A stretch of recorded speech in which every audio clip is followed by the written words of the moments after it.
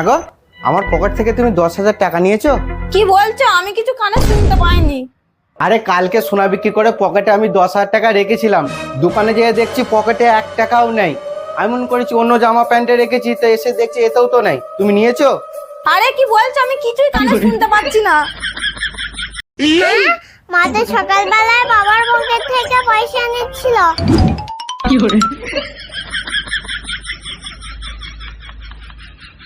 মা এত মিথ্যে কথা বলে।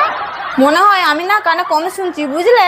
তুমি এই জায়গাটায় এসে বসে দেখো, শুনতে পাবো কিনা। হ্যাঁ তাই নাকি? আসো তো দেখি। না এবার বলো। কালকে যে আমাদের পড়েছে চা পাতা শেষ হয়ে গেছিল, তোমাকে দিয়ে যে দিতে পাঠিয়েছি না, তো আসার পরে তোমার জামার বোতামটা খোলা ছিল কেন?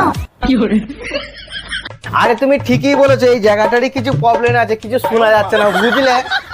দেখলে আমি ঠিকই বলেছি, ওখানে বসলে না কিছু শোনা যাচ্ছে না।